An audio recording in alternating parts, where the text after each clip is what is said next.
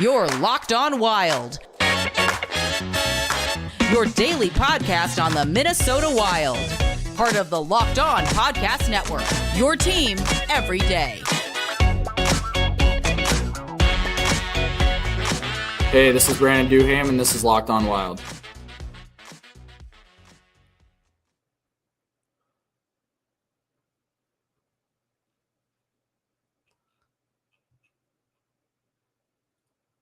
What is happening, everybody? Welcome into a special live edition of Locked On Wild, your Locked On Wild pregame show, gearing you up for tonight's game against the Arizona Coyotes. Seth Topal here with you, gearing things up, and this is going to be a YouTube exclusive, so we are going to keep things pretty chill as we get you set for tonight's game against Arizona. We'll take a look at the Coyotes heading into that game tonight. And if you've got questions that you would like to have answered about tonight's game, about anything that you want regarding the Minnesota Wild, feel free to drop them in the comments as well. And we'll get to them throughout the course of the festivities here this evening. Amanda here as well, joining us tonight. What's happening, Amanda? And I hear you on the lateness of some of these games. We didn't start the postcast until after midnight against Vegas, so glad you are able to hop in here for a little pregame content before tonight's game. We'll take you right up until the start of tonight's game against the Coyotes. Then we'll have our normal coverage duties, and then we will get you set for another postcast, another late one here tonight. So looking at this game, Minnesota Wild going up against the Arizona Coyotes, and there really is no way to say it other than to simply say that it's an Arizona team. If you're looking to dance, you got to find a way to be able to beat the Coyotes, who have lost 6 games in a row to this point in the season, most recently losing to the Philadelphia Flyers by a score of 5-3. Arizona actually now behind the Minnesota Wild in the standings by 3 points. So now you can put the Coyotes in the position of being behind the Wild.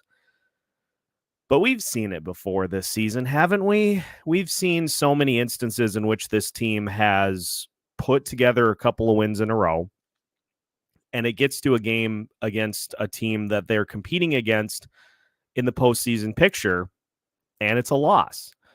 The same position that the Wild were in the last time they played Arizona. And what happened in that game? Nick Bjugstad had a hat trick in like 28 minutes of game action, and the Wild ended up losing that game by a score of 6-0. Now, a loss here or there in that vein is certainly not going to derail your season, but you can't repeatedly do it every single time those opportunities present themselves. You just can't. And so this is a big one for the playoff hopefuls tonight. You've got to have this to continue to keep pace with those in front of you. Looking at what we saw in that matchup last time around against the Arizona Coyotes, it was goals for Alexander Kerfoot. Nick Bjugstad scored not once, not twice, but 3 times. Clayton Keller also scoring twice in a game in which the Wild fell behind 3-0. Then 5-0, and Arizona with 1 goal in the third for a pretty easy shutout for Connor Ingram, who didn't have to do a whole heck of a lot. And 38 save shutout for Connor Ingram, but not a ton in the way of high danger chances.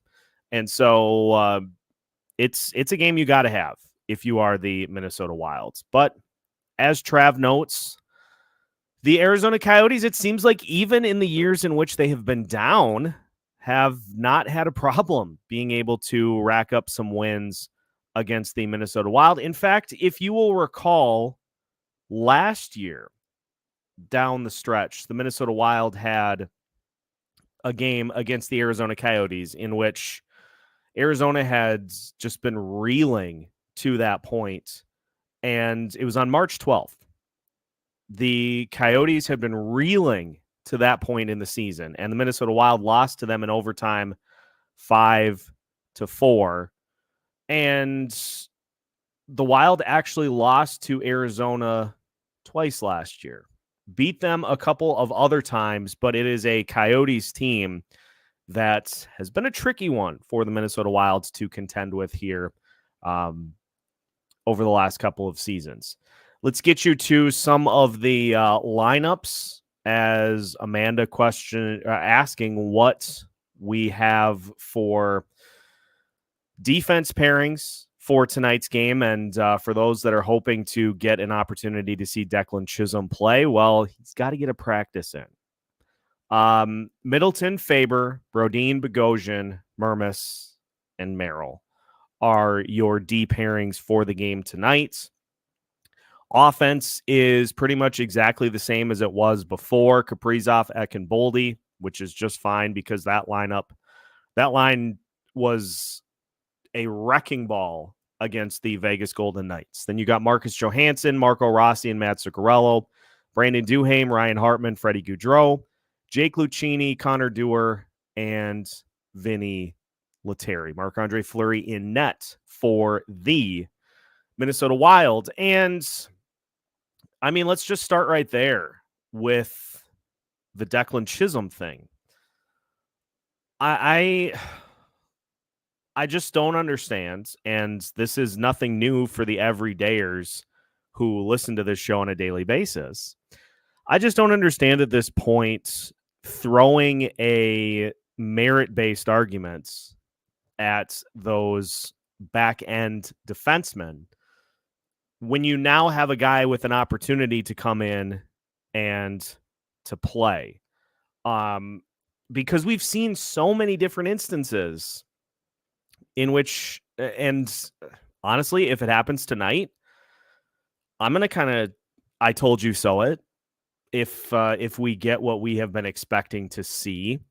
But let's just look at John Merrill's game log over the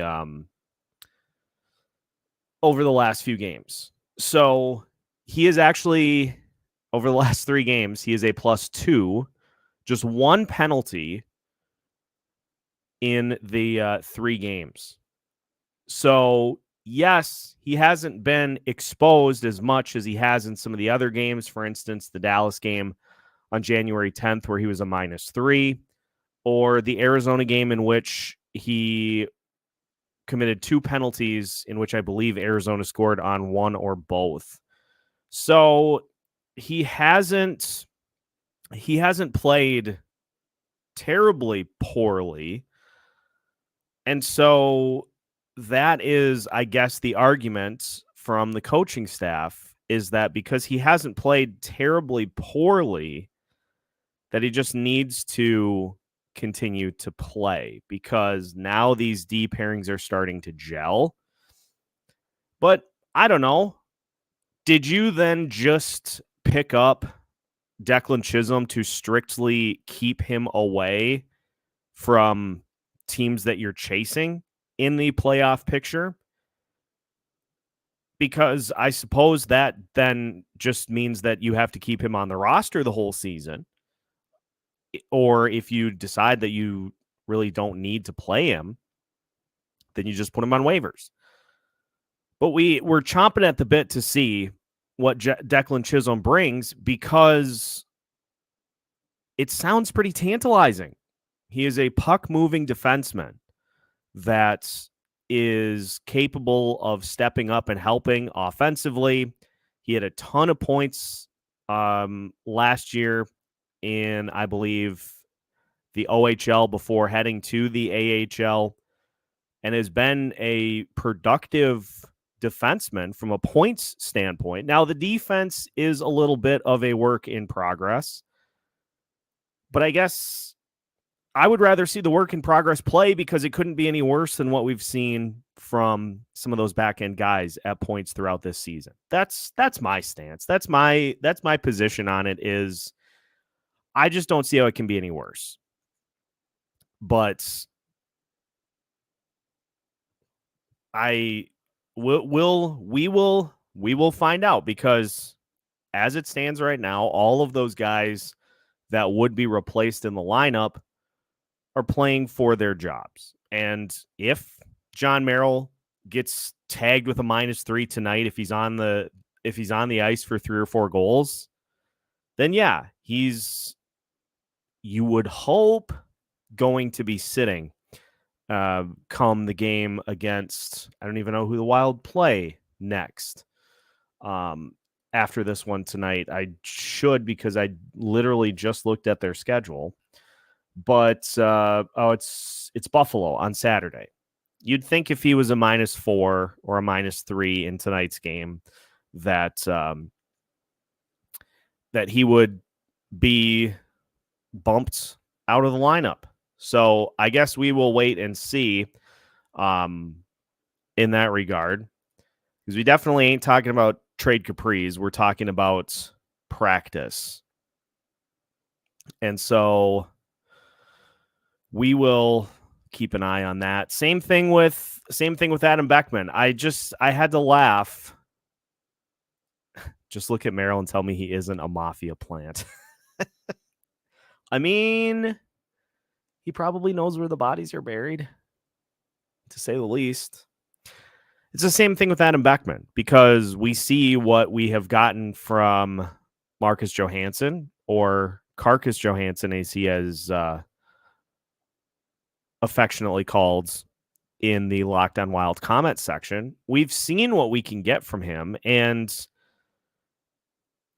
the stat that I think really jumped out at me about what Beckman had done in the AHL at Iowa, the 4 games before he got called up, he had 28 shots in those 4 games, which by my math, which isn't great, is about 7 shots per game.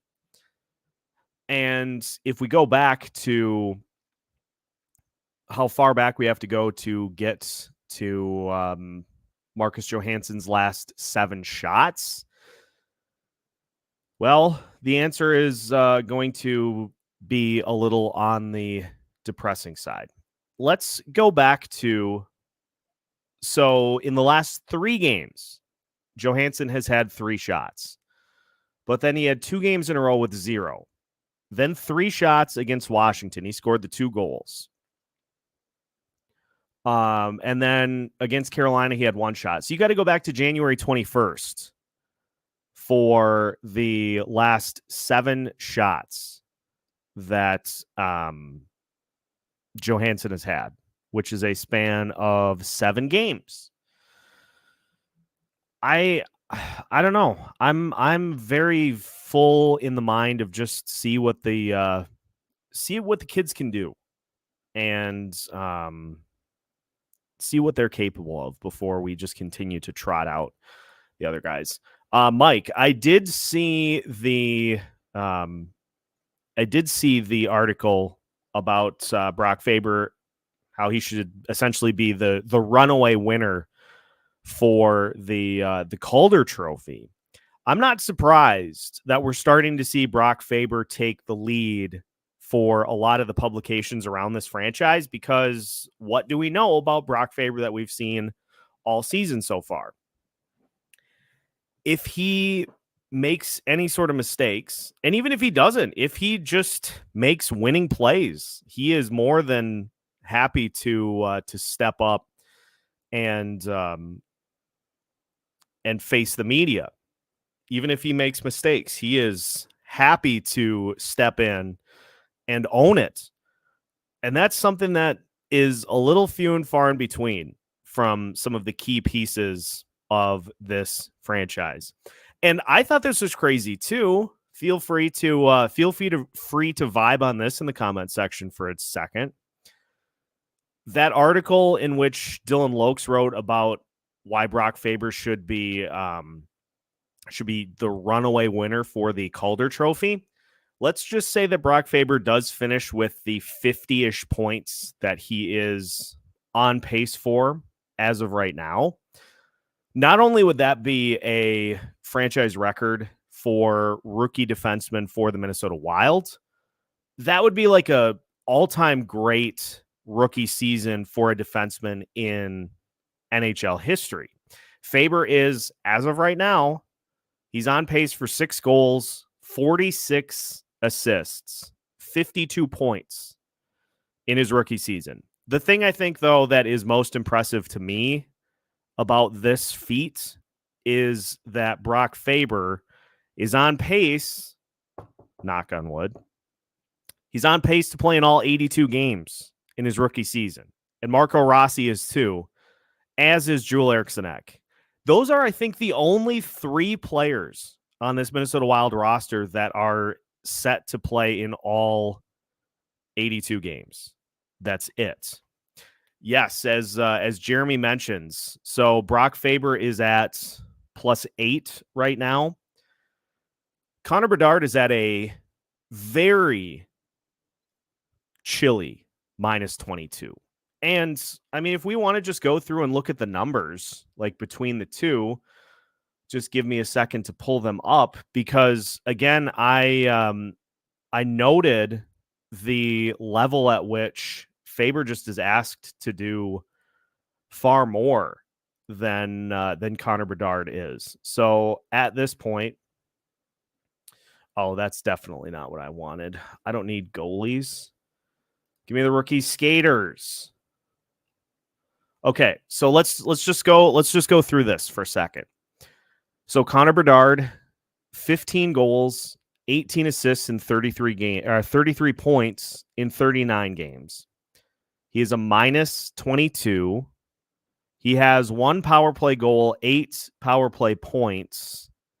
He plays on average about 19 minutes per night. And he's winning 40% of his faceoffs, which is that's not great. But then you look at Brock Faber, who also has 33 points. He's played 52 games. He's a +5. He has 10 power play points. He is playing 24 minutes, 59 seconds per game.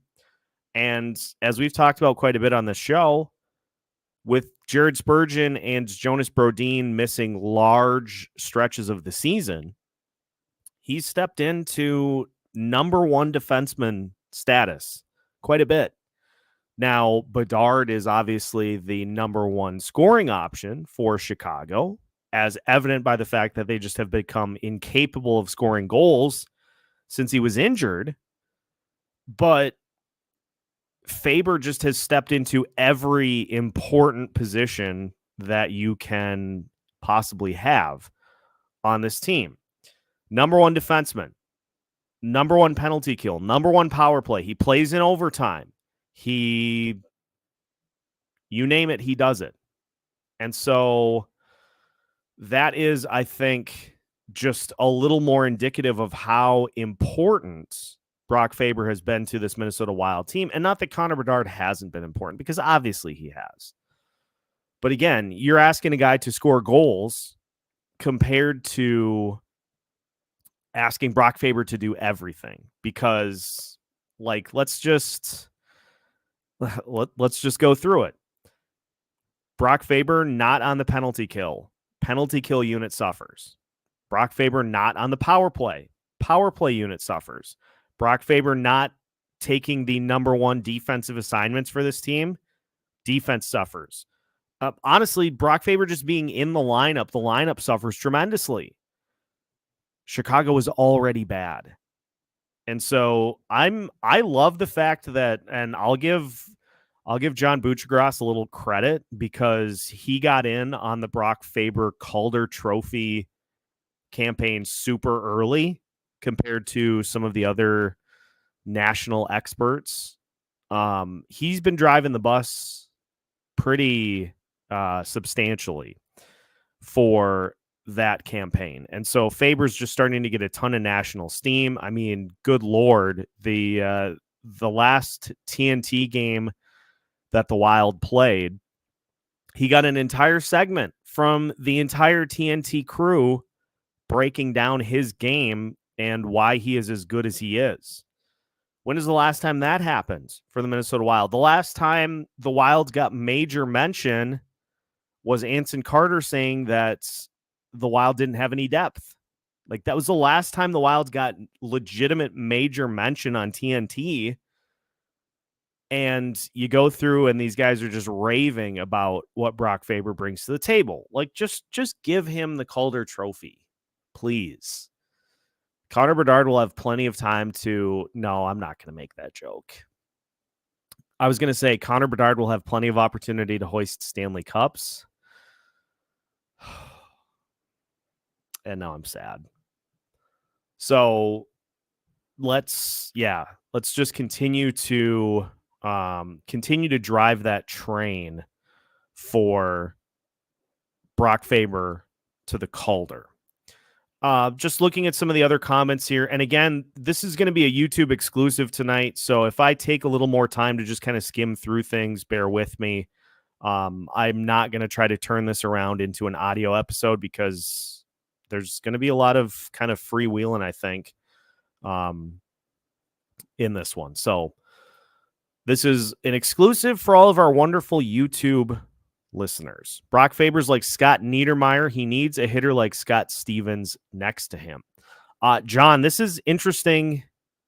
I love this thought because as I have been getting more and more familiar with what is available in this NHL draft, there are some intriguing defenseman prospects that are at the top of this 2024 NHL draft.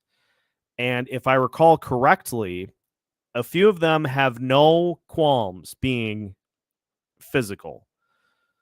And so, honestly, this is why I think we've been on the team greater good for a long time, is because this presents you a perfect opportunity to replace both Jared Spurgeon and Jonas Brodin almost simultaneously. Now, I think the one that is probably going to, and actually there were comments about this before we even started the stream, so I'm going to kind of back up and go into this a little bit. So I wouldn't be surprised if Jared Spurgeon, like, if anybody is going to be able to come back from these surgeries, it's gonna be Spurgeon. But at the same time, like, I'm not super comfortable just relying, like, just being confident about that going into the season. And the fact that he is already with the fact that he is getting up there in age, like, it makes sense to start to think about the next wave of good defensemen. And I know you've got Carson Lambos in the system. We saw Damon Hunt for 2 seconds, and then he got sent back down. It makes sense to start thinking about contingency plans, top-level contingency plans defensively for this franchise. And there are guys in this draft that present that opportunity. And to Amanda's point here, the higher up you draft in the draft, the higher up you are in the first round, the quicker players are available to hop in and help. But if you end up down, in the 15 to 30 range, that's then where those guys take a couple of years to, and especially if they're on the younger side, it takes a while for them to make an impact. But you routinely see those guys in the first, say, 10 picks that end up making an impact pretty quickly. Within like a year or maybe 2, they can hop in and make an impact. So that is kind of why we've been wanting to see this team try to take advantage of a high draft pick. But it just seems more and more likely like that's not going to be the case. We did have John asking about Damon Hunt. Jeremy diving in and taking a look that he played in his most recent game. Remember the days of Damon Hunt being with the Minnesota Wild? Yeah, that was fun. But just, now he's down in Iowa because we've got guys in front that are now playing well enough to stay in the lineup. So let's look a little bit at the Arizona Coyotes tonight. Coyotes are currently, as we mentioned, losers of 6 straight. And they're sitting outside the playoff picture further back than the beloved Minnesota Wild. So this is an opportunity for the Wild to be able to boast that they beat a team below them in the standings, like they have done quite a bit so far this season. But Arizona is just 2-6-2 in their last 10 games. They've lost 6 in a row. Their goaltending situation has absolutely cratered over the last 6. And you look at some of the guys that have been leading the way for the Coyotes. Let's just look at the ones that did the most damage against the Minnesota Wild this last go-around. Clayton Keller has still scored a couple of goals over this losing streak, but he scored 3 goals in these 6 straight losses and has had a 1, 2, 3, 4, 5, 6, 7. So he's got 10 points in the 6 losses. But other players who just torched the Minnesota Wild in that last matchup have not been having as good of a run lately. Nick Bjugstad had the hat trick. He has not had a point in any of the 6 games. He has been playing, though, and his playing time has increased over the last 3 especially. But, for instance, against Florida, Nick Bjugstad was a -4. So you're not seeing that consistent production from the entirety of the lineup, which has led to Arizona really falling back to earth. Although, as Trav notes, and can we clarify this, because this again is something that I've tried to be way more cognizant of, but there are people out there that are saying the Minnesota Wild are now above 500 at 24, 23, and 5. Folks, overtime losses are just losses that take a little longer to happen. They happen to have a point attached, but there's still a loss in the standings. And so it's a Minnesota Wild team that's 24 and 28, and a Coyotes team now that is 23 and 28 with their 6 straight losses. But I suppose it could be worse. You could be the Seattle Kraken, who are 22 and 31 because they have 10 overtime losses, or the Los Angeles Kings, who are 24 and 26 with also 10 overtime losses. Overtime losses just take longer. And so that's been something that's been something that we've tried to correct as this season goes along. Goalie wise, and let's just see if we have confirmation as to who is starting tonight for the Coyotes. Connor Ingram confirmed as the starter today. So it'll be Marc-Andre Fleury against Connor Ingram, and Ingram's stats over the last few starts include a loss to Nashville in his most recent game, in which he gave up 5 goals, a 5-4 overtime loss against Nashville.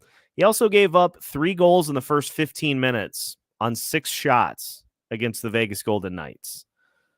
And if you go back to his start against the Tampa Bay Lightning, he gave up 6 goals there. He gave up 3 goals to Carolina and lost in that game as well. So Ingram has been more beatable recently than previously.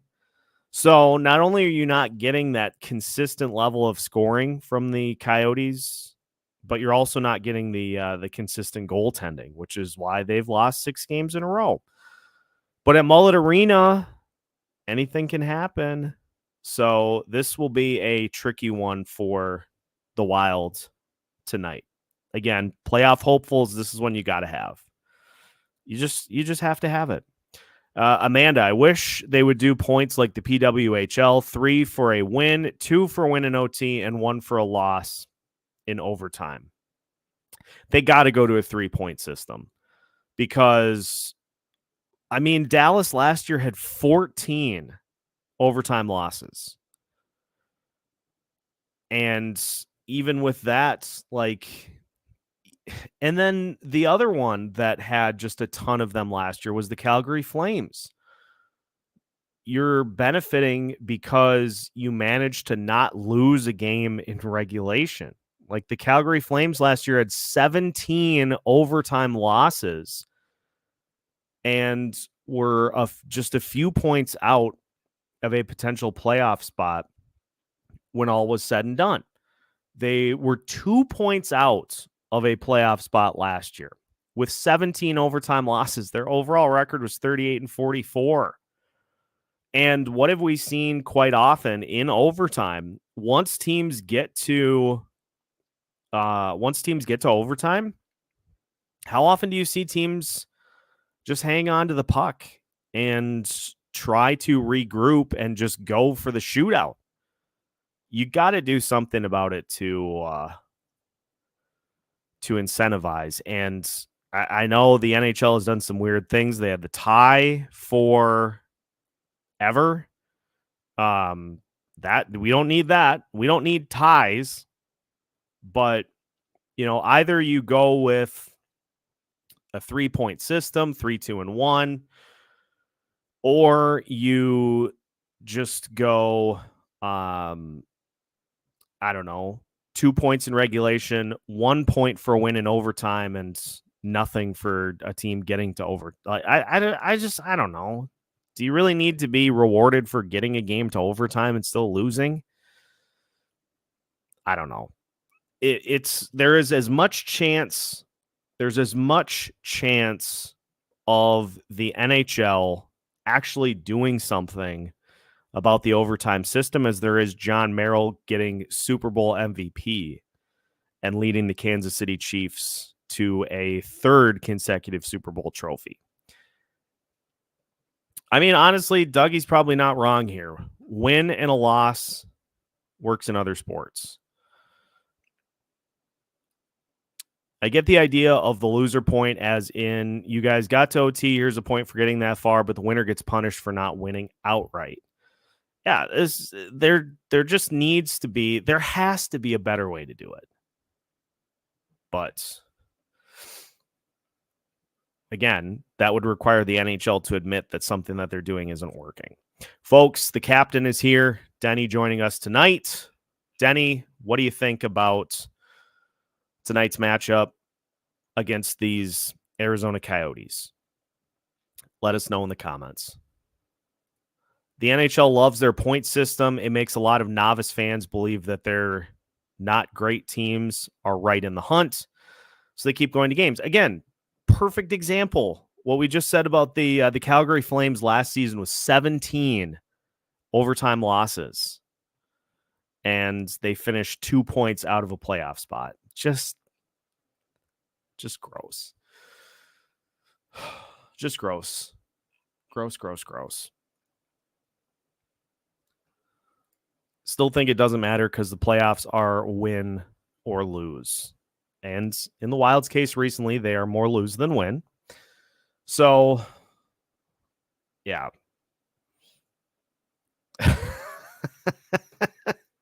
We need to name a bonehead play. There's another Merrill. Yeah, because what did we call does everybody remember, and apologies if anybody tried to block it out of their memory. Does anybody remember against the St. Louis Blues when Dmitry Kulikov had that goal that he was responsible for in front of the net where he just got turned around in a circle repeatedly and didn't do anything to try to stop the goal, just simply moved in a circle and ended up being on the ice for the goal. I think we just called it the Kulikov at that point. I would be fine with saying that somebody pulled another Merrill or got Merrilled or goosed. That's what you could do. That's what you could do. You could just call it getting goosed. Just some ideas. Maybe Garen has been playing League of Legends and he thinks he needs to build more pylons.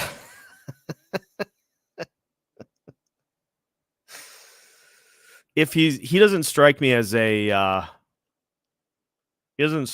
huge League of Legends player. He strikes me as a go to the batting cages and put a couple of quarters in to try to get ready for next hockey season and take full speed major league pitches from a pitching machine a la Happy Gilmore. That's more kind of what he strikes me as, and his downtime is just stuff like that. But maybe he's a League of Legends player. Got goosed or Merrilled. I think I'm going to make an executive decision and just say that we're going to go with getting goosed.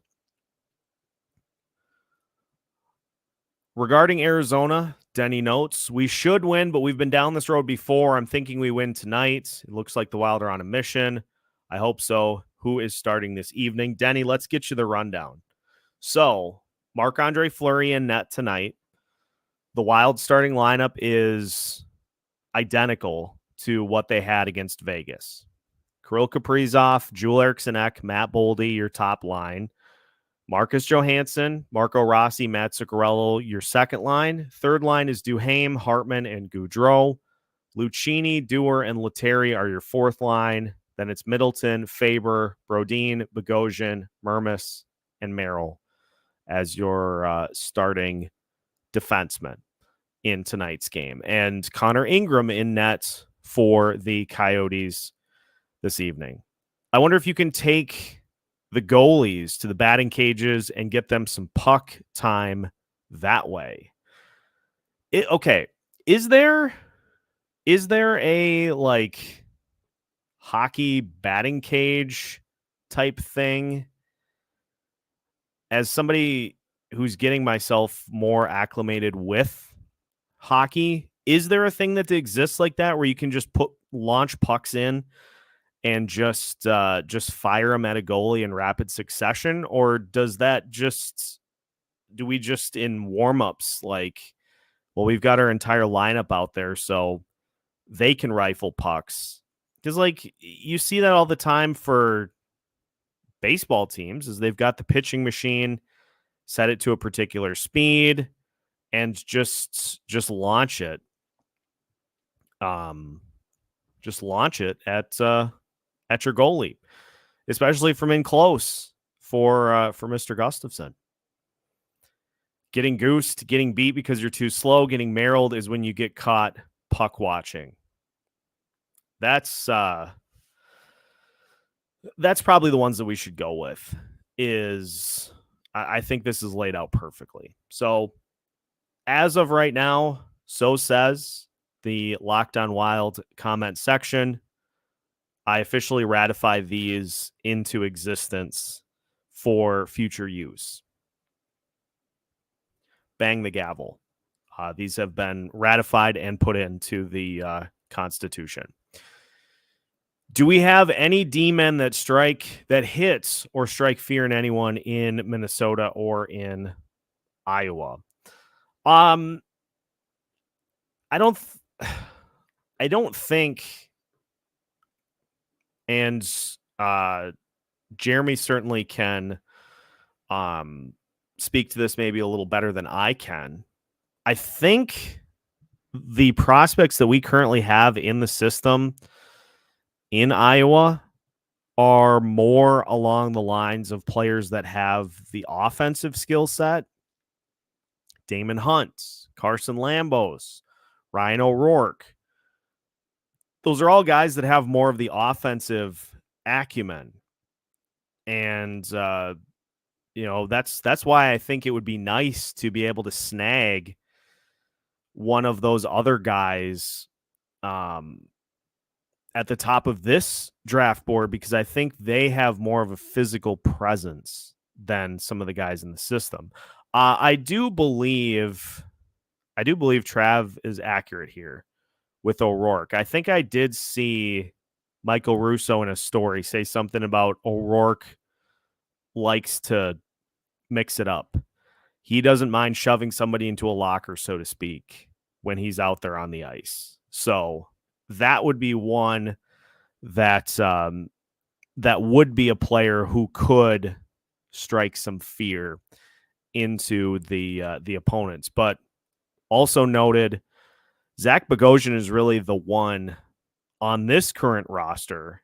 Zach Bogosian and Jake Middleton defensively are your big hitters on this current roster.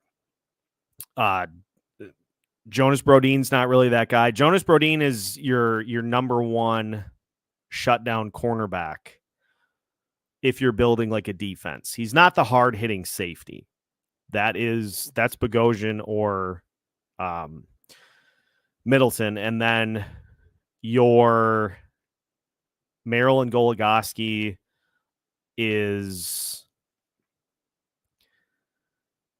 they're the cornerbacks that routinely get burned for long touchdown passes by your opponents. So Denny on topic as usual. Love that. So after today, for this week, we are doing a live Wednesday show. After that, we are going to be moving to a live show every single Sunday at noon. And there will be topics, there will be opportunities for listeners to hop in into guest hosts, town hall, ask questions. And so what we will do is, for those Sunday shows, is there will be a link in the comments for you to hop in if you'd like to ask a question, if you'd like to hop in and be part of the show for 15, 20 minutes. If you would like to do that, hop in, we'll get you on, and we'll run through the full length of questions, of comments. If the show goes an hour, if it goes 2 hours, if it goes 5 hours, we'll run through everything we've got. And again, this was all Denny's idea, so I love it.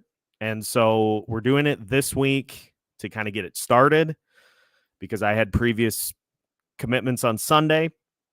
Then after that, every Sunday that we can, we will we'll have those live shows for you, and we will have you be part of it. So we'll continue to kind of bring that along. Obviously, we'll have tons of reminders for you throughout the week. So, yeah, Locked on Wild Live coming to you on Sundays throughout the rest of the season. Amanda, I have had discussions and actually had it suggested to me to do a Discord space, but I got to be honest, I have no idea what I'm doing in trying to even set one of those up. I think that would be a lot of fun. There are other Locked On hosts who have them. I just have no idea what I'm doing.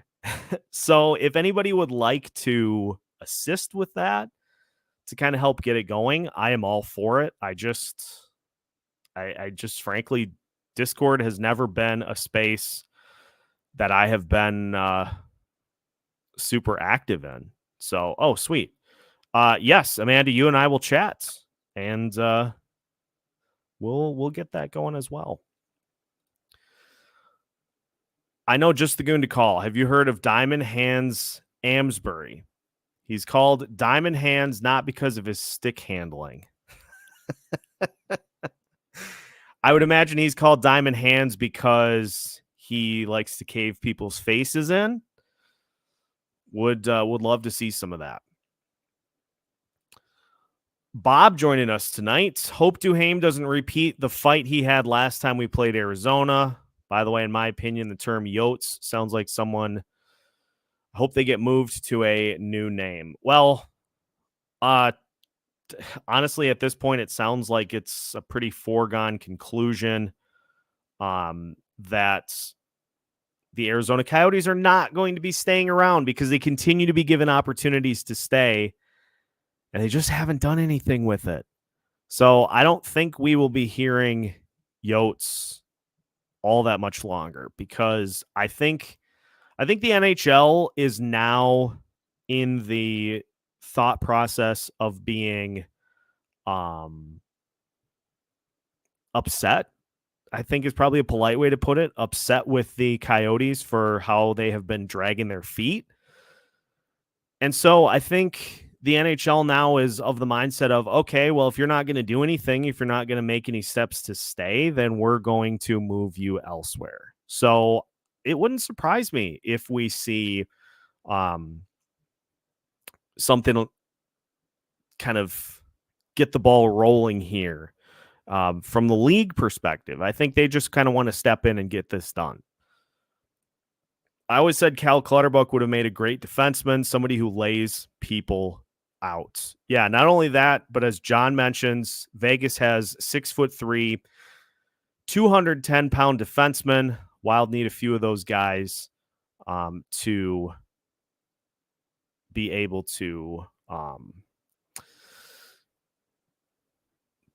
to just generate some hits. That's the thing is, you've got some guys that have some bulk to them, but your like average defenseman is like 5'10" on this team.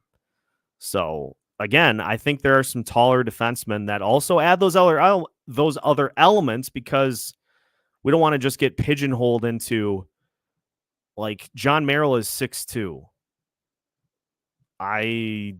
Beyond that, doesn't bring a ton. So you don't want to grab guys just because they are tall. You want to grab guys that can add the other elements as well. Minnesota Muskies, the Wild. I like this idea because you would just have a perfect opportunity to have a Minneapolis and a St. Paul go toe to toe. And I don't know, maybe the state of hockey, if you had two NHL franchises, maybe we would finally get a Stanley Cup out of one of them. And then the other would feel inclined to try to outdo the team that won it. And you just would have a Yankees Mets on your hands for the rest of time. Now, granted, that's not a super great comparison, but you get the idea. Utah is an area that has, well, it's a state genius. Utah is an area that is really trying to make this happen. Salt Lake City in particular, really trying to make this happen. Atlanta pushing steam. So the NHL has other communities to send the Coyotes to. It's just a matter of making one of them work, which then leads to being able to replace, as Denny says, the most hated owner in the NHL, in the Arizona Coyotes' current owner. So can get him out of the picture, get the Coyotes to somewhere more financially viable, and then you're not playing in a college arena.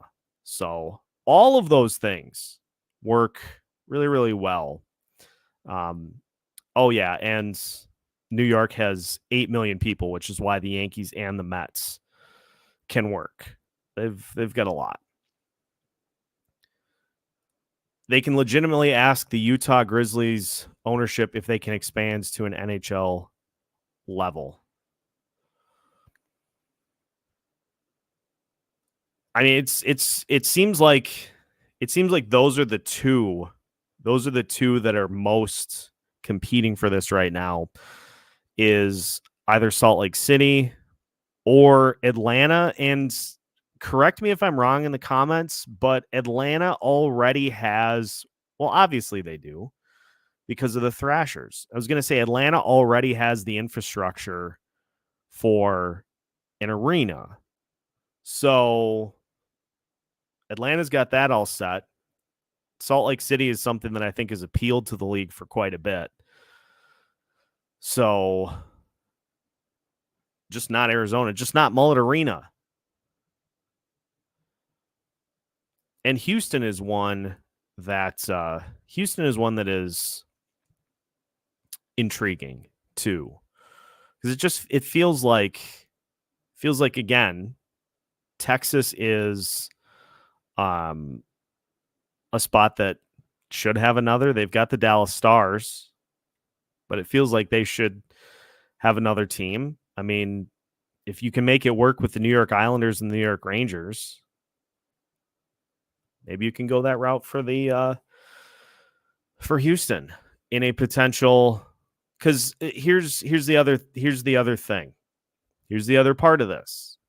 Not only are you looking at trying to move Arizona, but the NHL we're going to get expansion. We're going to get expansion here sometime in the next few years. It seems like it's trending that way. The league has some of these other viable areas. So I think we're going to get Arizona to move and also get a couple of other teams to be thrown into the mix here. Cole joining us tonight. Is it too late to catch fire and be in the hunt? It's tricky. For one, it's going to be a very tough climb for the Minnesota Wild to get themselves in position, because we used 95 points as a benchmark for getting into the postseason, because as of right now, the two wild card teams have 58 points apiece. In order to get yourself in position, you got to get to about 95 points. And with 30 games remaining, that means you got to win basically 20 games. You got to go basically, I think Denny said 20-9 is the number that they have to hit. And at that point, then you have 44 wins. Some combination, obviously, of overtime losses in there too, but it feels like you really got to get at least 40 points of the remaining 60. And so if you can do that, you can put yourself in position for one of those spots. But the other part that you have to keep in mind is that until recently, the teams that the Wild have been chasing just refuse to lose. So you gotta win to get over the top of those guys, and then you have to hope that the ones in front of you kind of go on a little bit of a skid themselves. So if you go, 7-3 in 10 game chunks, if you go 7-3, 7-3, and then 9-2 to close it out,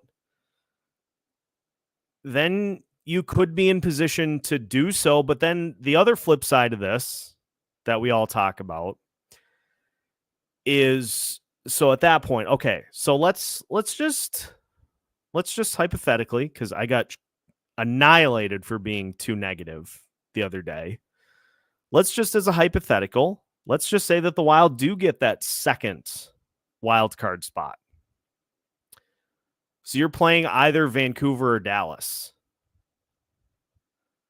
in the first round of the playoffs. Actually, you would be playing Vancouver. You'd be playing the Vancouver Canucks in the first round of the playoffs. And yes, the Wild have had a couple of games against them that they've played that have been close. They've beaten Vancouver, but you have to prove the ability to do it over the course of a 7-game series. And against St. Louis, against Dallas, you could even throw against the Vegas Golden Knights in there from 3 seasons ago. the inability to fix mistakes and to improve areas of weakness has just not been there. Dallas and St. Louis beat this team literally the same way in 2 consecutive series. The Wild had 2 games to 1 lead in both series. And special teams and face-off just getting crushed in the face-off circle every night. It's a daunting proposition for this team. It's not impossible. It's just very daunting for this team to get to the postseason and then to be able to do anything with it. Yes, we're getting a lot of comments about the Los Angeles Kings. As Amanda notes, the Buffalo Sabres rocked the Los Angeles Kings 7-0 last night. And so Los Angeles at this point, 3-5-2 in their last 10. They are in a virtual tie with the St. Louis Blues with 58 points on the season. But the Los Angeles Kings for a good, probably the first 2 months of the season, looked like they were going to be a very, very tricky team to contend against. And now they look like they can barely win a game to save their lives. But maybe the Minnesota Wild can help them out, because this is something that Could you imagine if the Minnesota Wild, to try to help the Los Angeles Kings goalie situation, send them Marc-Andre Fleury for Cam Talbot, and then Cam Talbot finishes the season in a 50-50 split with Philip Gustafsson back here in Minnesota? There is not a level that would be good enough for that poetic justice, for that situation. So let's do this. Let's do this. Your current postseason standings in the Western Conference. You've got the Dallas Stars leading the Central Division with 72 points. And if you wonder why I'm tilted to the left like this, the benefits of having a second monitor right now is that I don't have to have any of the other particulars on the screen. I can have them just slightly off to the left. Dallas Stars with 72 points, leading Colorado by 2 points. Dallas has 1 game in hand. Colorado has 70 points. Winnipeg has 3 games in hand on Dallas and 4 games in hand on Colorado, and they have 67 points. I feel pretty confident that those 3 are going to end up as your top 3 in the Central. Feel pretty confident about that, because Colorado, they've had some stretches this year where they haven't been, unbeatable. Dallas is just continuing to win. They're getting Jake Ottinger back. Winnipeg, same thing. They've had a couple of lulls this season, but for the most part, they've been incredibly solid.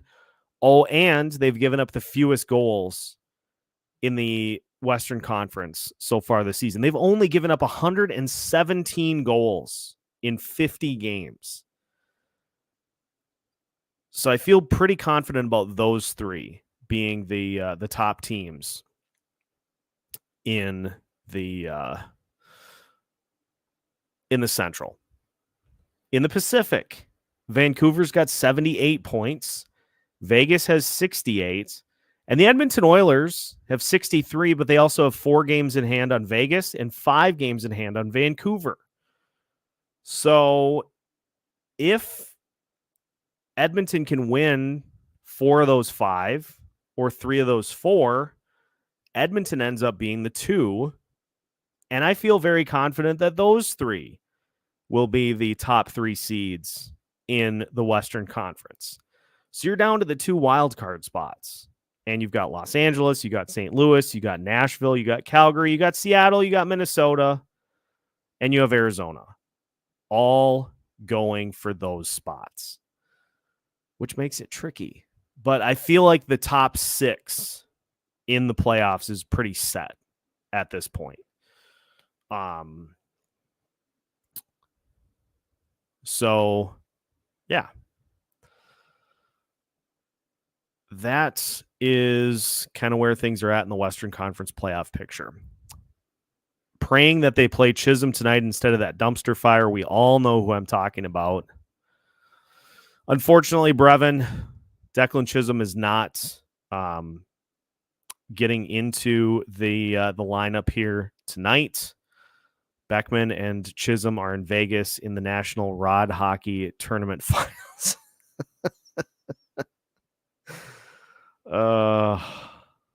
Yeah, John Merrill's in the lineup. Sorry about it. Oh, shoot. Mike checked out.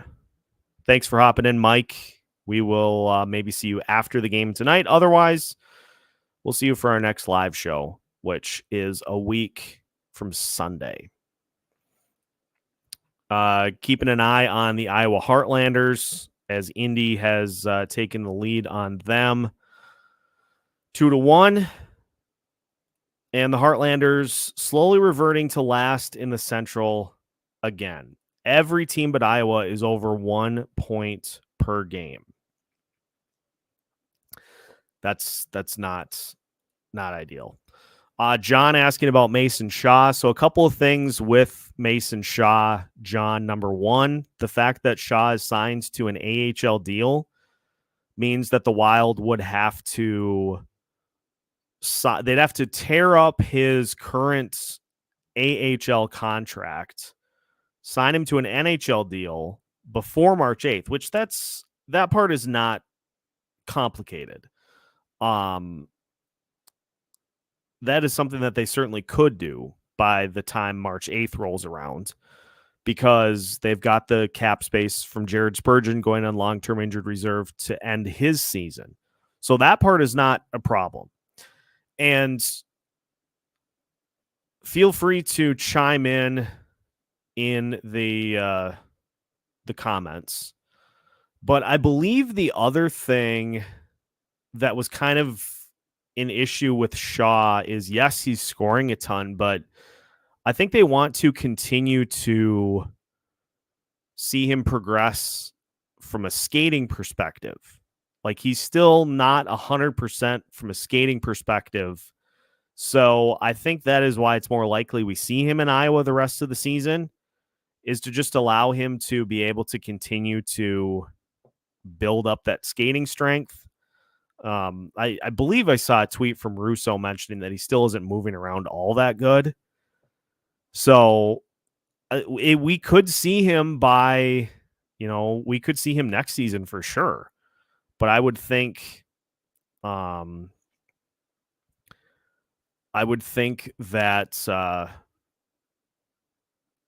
he more likely is in next year as opposed to this year. Yeah, he definitely needs more practice. Like, we got to make sure, now that the team is winning again, you can't take anybody out of the lineup. So you got to make sure that players in front of Adam Beckman, Declan Chisholm, and Mason Shaw are all struggling before you even consider making a change. This team sometimes.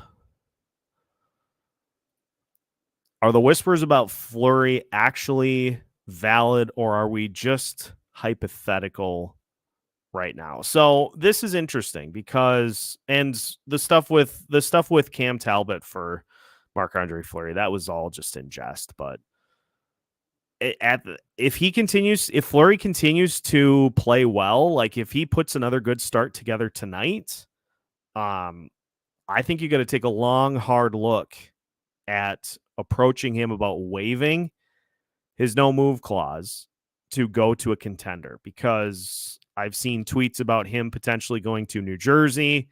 The Locked On Carolina Hurricanes host texted me about a potential trade offer yesterday. So Carolina's definitely looking at some goaltending help.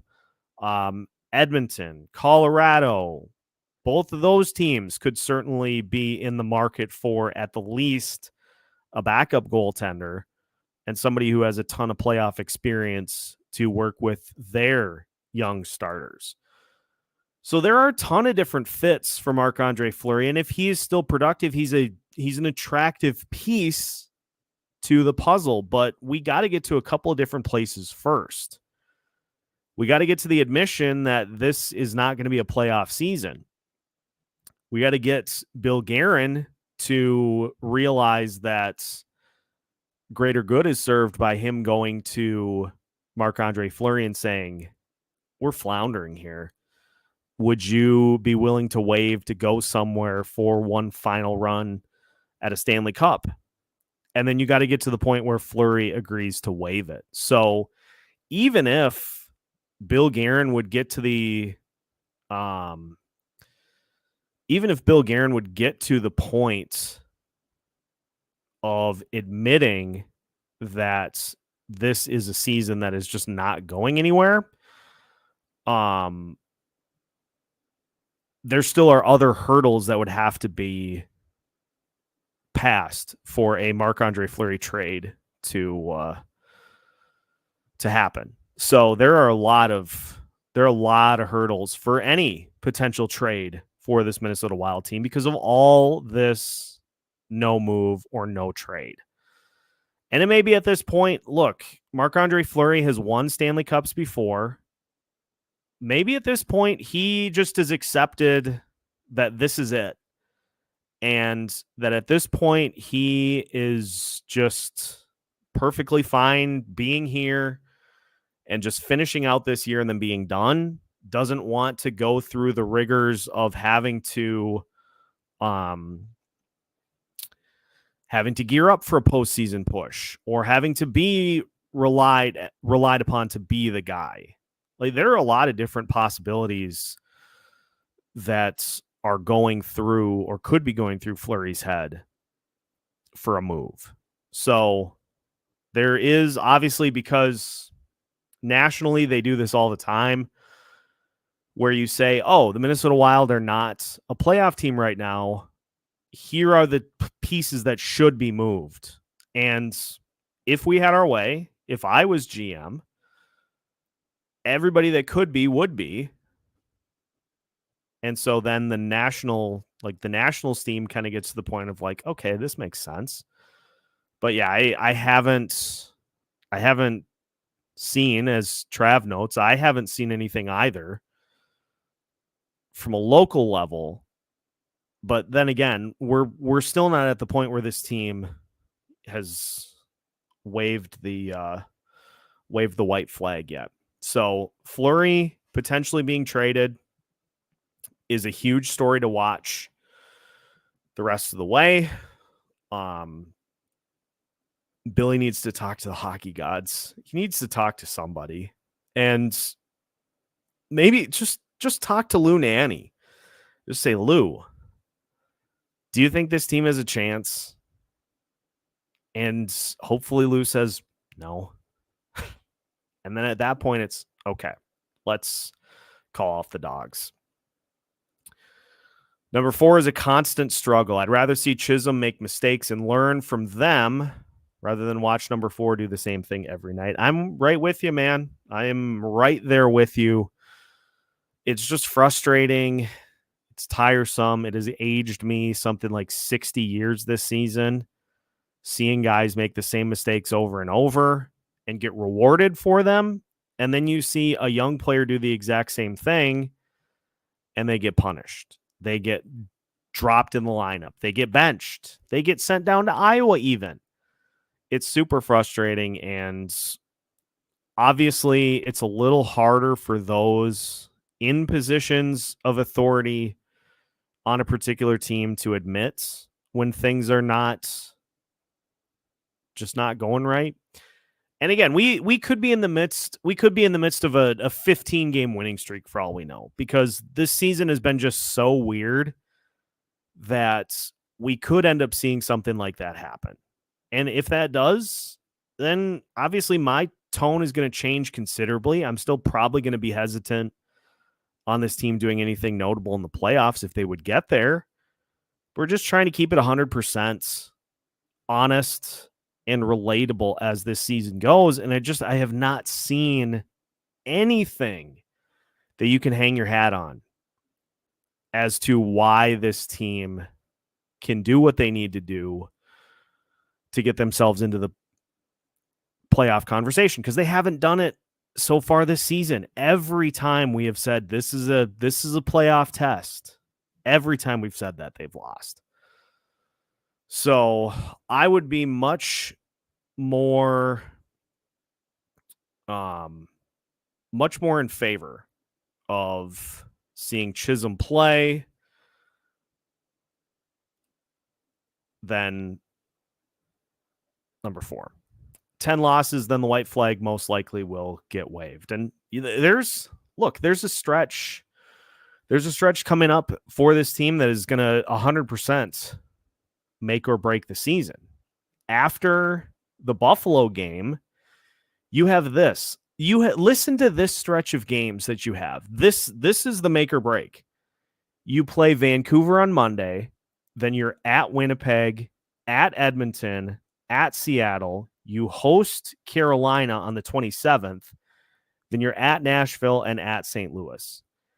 If you can't go at least 5-2 in that stretch, your season is over. That is the make or break, and it's perfect because that lines up directly to the trade deadline. So if you can find a way to go 5-2 in that stretch, as much as I would detest it, go ahead and buy, because you have beaten teams that are all in front of you. But if you go 1-6 or 2-5, you better hit that sell button. That is a promise. That's as simple as it is. And that is the stretch that I am going to harp on coming up. That's your we keep going or our season is over. Those 7 games right there. If you go anything other than 5-2, 6-1, or 7-0, it's over. Zach hopping in. Huge game tonight. Time to make up for that miserable 6-0 loss at home. He's right on with this one. My spidey senses tell me Duhaime is moved at the deadline. I would hate it. Obviously, he's been the most frequent guest on this show, multi-time returning guest, but I have started to make peace with that as well because he's a free agent at the end of the season. The money situation is incredibly tight, and if you're a seller, you have maybe 2 or 3 players that you can actually move. And look, it would serve the greater good because it would free up a spot for somebody to come up and to play for the end of the season. Although, if we're being entirely honest, it would probably just be an extended audition for Jake Lucchini. Look, Jake, he scored a couple of games ago. He hasn't been overtly bad, but he just hasn't been used. Like he's getting like 6 minutes of ice time a night. And I just don't get, like, again, this is another one of those things that I just fundamentally am not going to understand is what is that serving? Like, it's just giving you a body so that you don't have weird line rushes. I just like to see a guy get some consistent time. But again, I'm never going to get what I want. Joe O'Donnell is a great play-by-play announcer. This is a good take. He is very good at what he does. As somebody who also does play-by-play, albeit at a high school level for my day job, I can appreciate the craft and the importance of telling the story and painting the picture for the people that are listening on the radio so that they can see what's going on from wherever they're at. That's the big key for being somebody who does radio play-by-play. It's not easy. And Joe is great. We're way overdue to get him back on the show, and we'll have to do so here before the season is done. But yeah, like if I appreciate those who have turned on the pregame show as normal, just on mute, and are listening to this to kind of get them amped up for tonight's game. That's why we're here. Wanted to try this out and just see if this was something that that people liked, people enjoyed, and it seems like it's a big hit so far. So we'll try to work in more of these as we can before the season gets started. A few more questions before we kind of start to wrap up and get ourselves ready for the game. What is Dakota Mermis's trade value, you think? I don't know if he's on a 1-year left situation, but perhaps he is. He is actually an unrestricted free agent at the end of this season. It could be a situation that somebody sees what he's done at the NHL level and is willing to give something up for him. But it's not going to surprise me at all if the Wilds try to bring Mermis back. And like let's give Dakota some credit. He was named the captain for the Iowa Wild at the beginning of the season.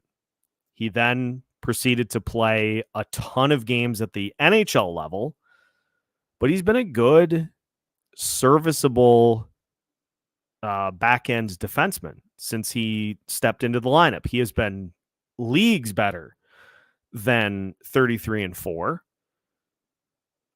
And there may be an organization that sees what he was able to do this year and offers him more than the Wild are capable of. I would hate that because I think he's a great organizational depth guy that can help you out in a pinch. And so if the Wild end up bringing him back, I'm not going to be upset. I actually would welcome that, just as somebody that can help kind of bring. Mermis is a good leader in addition to being a capable defenseman. So if the Wild bring him back to be a, third pairing / Iowa guy, especially with all those young defensemen at the Iowa level, I would love every minute of that. I hope they do it. But you've got to, now that he has gotten a consistent amount of playing time at the NHL level, you have to guard against other teams and other organizations that are going to say, that guy can play. We're going to give him $2.5 million. The Wild will not be able to match that. So hopefully Mermis is back. I think the Wild will keep him through the rest of the season because, again, if they go to an influx of youth, he can head back down to the Iowa level, or he can continue to play up here. I think he's valuable in both spots, depending on where things go. Hines has stopped playing the fourth line, went from 13 minutes to 7. He really has. Like, we're getting to the point in the season where, and this is I think my least favorite part of the season. We're getting to the win at all costs part of the year. And often what that means is that you play your top 3 lines, or in this case, your top 2 lines, just oodles of minutes. And you're going from playing those guys, 15, 16, 17 minutes to 19, 20, 21. And your fourth line plays periodically, but you double shift your top line guys. And it really does come down to the edict of having to make the playoffs at all costs for this Minnesota Wild team. Trav, thanks for joining us tonight. Enjoy the game. I know it's a late postcast tonight, so if we see you this evening, we'll have a spot open for you. If not, we'll obviously have everything for you to be able to catch first thing in the morning. If you ask me, Faber, Brodin, Murmis, Middleton, Bogosian, Goligoski, Hunt, Chisholm. I think what the Wild are trying to do, because Faber and Brodin has been really good this year, but I think the Wild are trying to spread the butter on the toast more evenly, as opposed to just loading up that top pairing. Which is why we've seen, because Brodin can cover for whoever. Faber and Middleton have been good together. And I think they're just trying to kind of spread the wealth, as opposed to really stacking that top pairing, that all-in pairing of Faber and Brodin. But I will tell you what I do want to see. I want to see Chisholm. For the love of God, I want to see Chisholm get an opportunity, just so that we can assess what we have. This is the thing that we need to see from this team, is you need to see some evaluation of what you have in these particular players. You will not know unless you put Declan Chisholm in the game. I could write a book about what Alex Goligoski and John Merrill bring to the table at this point, because we've seen it for 3 seasons. Declan Chisholm is a new commodity who can potentially bring new skills, who can bring upside, who can bring a lot of different things. So let's see what he's got. And then it gives us something to keep an eye on. Other than I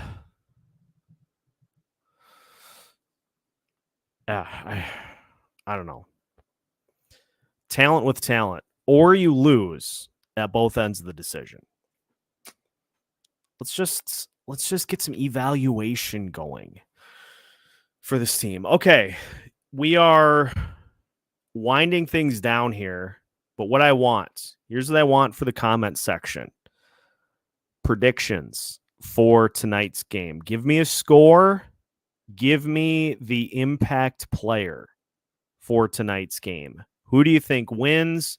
Who do you think has the biggest game for the Minnesota Wild here tonight? My prediction, because I've seen it. I've seen it 20 times this season, so I'm doing this with the hope that I am proven wrong. I think the Minnesota Wild lose tonight 3-0. I hope I'm wrong, but I'm going off of what I've seen all season so far. These are the show me games, and to this point in the season, we have not seen anything consistent from this Minnesota Wild team. Show me. So I'm saying 3-0 tonight. I'm saying Marc-Andre Fleury is your impact player. John is going with a 5-4 loss, with Rossi having 2 goals. So that's a vote for Rossi for impact player. Denny going with Kaprizov tonight. Jeremy, I think a team scores more than the other team. I'll give you that one.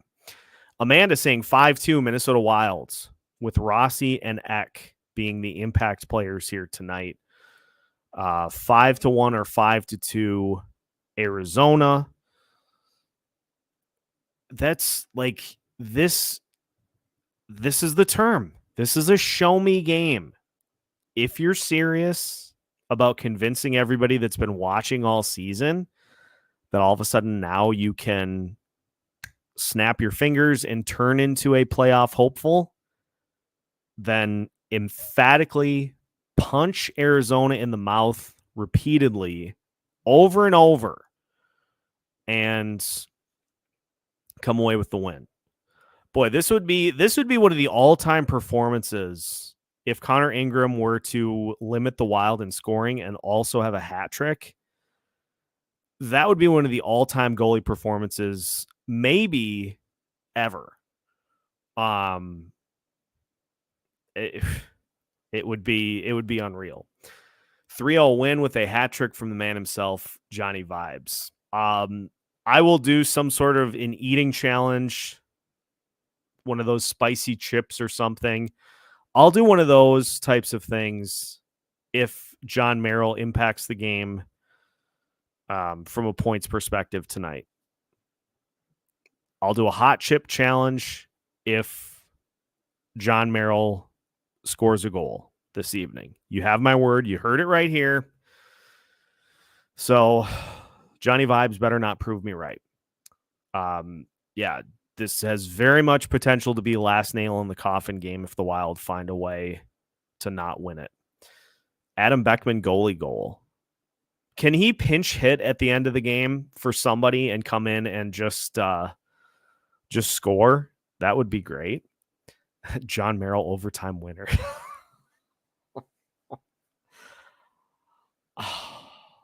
I'll do it. I'll get one of those Ghost Reaper chips or whatever they're called. Although I think those Pocky chips have actually been outlawed by the whatever government body is in charge of those types of things. If not, I'll find a workaround. Thanks for hopping in, Denny. We'll see you after the game tonight. Reminder to everybody in here right now, we will have a live Locked on Wild postcast for you after the action is done. If Goligoski can do it at 1K, Pylon John can do it. John Merrill seals it for the Wild in a shootout. You guys just all want to see me eat one of those incredibly hot chips. Yeah, I'll have to look to see if the FDA did actually ban those. And yes, Brevin, if he does score tonight, we'll do Pocky chip number 4 in honor of our Lord and Savior Johnny Vibes. So yeah, it's not going to surprise me at all if 60 seconds into this game John Merrill scores. So we'll see what happens, and we'll have a video for you, of course, if that does indeed happen. But thank you to everybody for tuning in here today as we get you ready for tonight's game against the Arizona Coyotes. We'll see what happens in tonight's matchup, and of course, we'll have you covered after the game as well. Reminder, you can find this and more content by subscribing to Locked on Wild on your favorite podcast platforms and also right here on YouTube. So make sure to leave a like before you head out, and make sure to subscribe on YouTube so you don't miss out on any new episodes throughout the course of the week. We got you covered with new episodes every Monday through Friday as part of the Locked On Podcast Network.